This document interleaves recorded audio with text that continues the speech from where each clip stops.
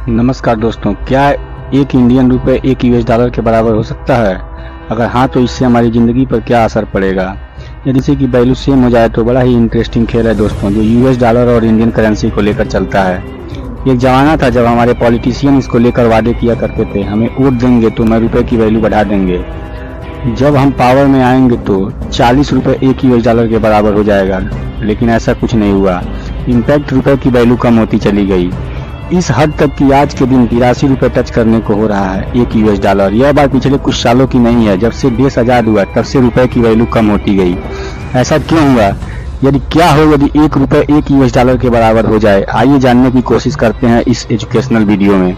बिल्कुल बेसिक से शुरुआत करते हैं। दो करेंसी के बीच में जो कन्वर्जन रेट होता है उसे एक्सचेंज रेट कहते हैं। मेनली ये 3 तरह से काम करता है। पहला होता है fix exchange rate, floating exchange rate, manage exchange rate.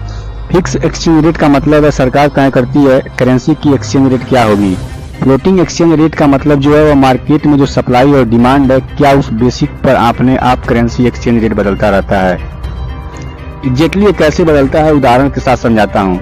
मान लो आप और मैं दो अलग अलग आइलैंड पर अकेले रहने हैं। हम अपनी आइलैंड पे अलग अलग चीजें उगाते हैं। मान लो आप अपने आइलैंड पे टमाटर उगाते हो और मैं अपने आइलैंड पर प्याज उगाता हूँ।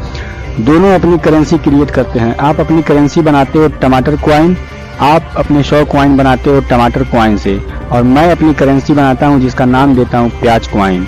मेरे पास है प्याज क्वाइन।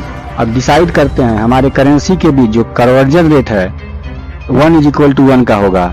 100 टमाटर क्वाइन = 100 प्याज क्वाइन। अब कुछ महीने गुजरते हैं, आप ज्यादा मेहनत करते हो और 100 की जगह 200 टमाटर उगा लेते हो।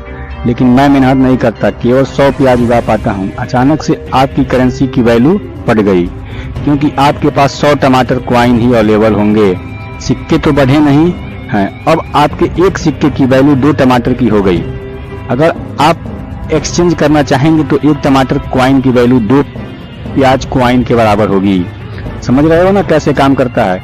मान लो आप 100 की जगह 1000 टमाटर उगाए। एक साल में इनफैक्ट आपने टमाटर से अचार बनाना भी सीख लिया।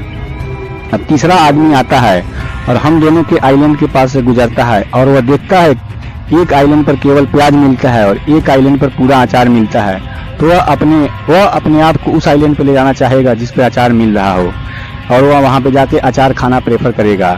और आप उससे कहते हो यदि अचार खरीदना है तो मेरी ही करेंसी में खरीदना होगा, तो सबसे पहले आपका टमाटर क्वाइन खरीदेगा जिससे वो आपका अचार खरीद सके। यदि वो टमाटर क्वाइन खरीदेगा, मेरी प्याज क्वाइन की जगह खरीदेगा, तो टमाटर क्वाइन की वैल्यू बढ़ जाएगी और ज्यादा बढ़ जाएगी। वह सोचेगा यदि मैं अगली बार फिर अचार खरीदने आऊंगा तो मुझे और टमाटर क्वाइन की जरूरत पड़ेगी, इसके लिए मैं पहले से ही कुछ टमाटर क्वाइन खरीद लेता हूँ। वह जाकर किसी चौथे इंसान को बताएगा कि इस आइलैंड पे अचार मिलता है टमाटर क्वाइन में, तो वह चौथा आदमी भी चाहेगा मैं भी यह करना चाहूंगा, तो मैं भी कुछ टमाटर क्वाइन खरीद लेता हूँ। हर कोई खरीदना चाहेगा, डिमांड बढ़ेगी टमाटर क्वाइन की। इसी से इसकी मार्केट वैल्यू भी बढ़ेगी। जैसे किसी चीज के साथ होता है, मार्केट में इस तरह से सप्लाई डिमांड के ऊपर नीचे होने से करेंसी की वैल्यू ऊपर नीचे होती है। आज के दिन में हर कोई यूएस डॉलर खरीदना चाहता है, इसीलिए उसकी वैल्यू ज्यादा है।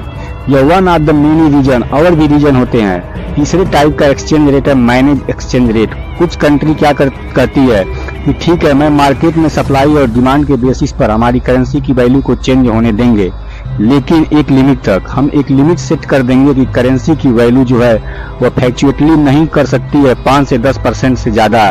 तो इस तरह के चेंज रेट को मैनेज एक्सचेंज रेट कहते हैं। रियलिटी में ढेरों रीजन है करेंसी के ऊपर नीचे होने के। इंटरेस्टिंग चीज यह है कि दोस्तों ज्यादातर देशों में 1970 से पहले फिक्स एक्सचेंज रेट हुआ करता था। इंडिया में भी जब देश आजाद हुआ तब $1 = 1 रुपये हुआ करता था। लेकिन उसके बाद क्यों रुपए की वैल्यू इतनी हो गई? 1950 के अराउंड सरकार को बहुत सारा पैसा खर्च किया देश के डेवलपमेंट पर, लेकिन बहुत सारा पैसा कमाया नहीं। सरकार ने बहुत सारे लोन लिए बाकी देशों से। अब ज्यादा पैसा था सरकार के ऊपर लोन चुकाने के लिए, रुपए की वैल्यू को डिवैल्यू कर दिया। अब यह कैसे काम करता है आइए जानते हैं। अब मान लो मैंने 100 रुपए का लोन लेता हूँ और सब खर्च कर डालता हूँ और मेरे पास केवल 25 रुपए बचते हैं। अब मैं वापस लोन कैसे चुकाऊंगा? मेरे पास तो 100 रुपए नहीं है। लेकिन ध्यान रखिए, मैं रुपए की वैल्यू को कंट्रोल कर सकता हूँ, क्योंकि मैं इंडियन सरकार हूँ। और मैं क्या करता हूँ, और ज्यादा पैसे प्रिंट करना शुरू कर देता हूँ। मुझे और पैसे प्रिंट करूंगा तो पैसे की सप्लाई बढ़ेगी।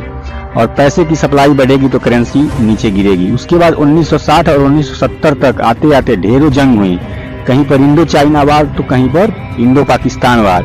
फिर से देश को भारी नुकसान हुआ, बाकी कंट्री से फिर लोन लेना पड़ा। इस कारण से सरकार ने फिर से $1 इक्वल टू $60 के बराबर कर दिए। 1973 में बहुत बड़ी ऑयल क्राइसिस आई सारी दुनिया में, जिसकी वजह से जो ऑयल इंपोर्ट करता था इंडिया बाकी देशों से वह महंगा पड़ गया, जिसकी वजह से इंडिया की करेंसी और कम हो गई।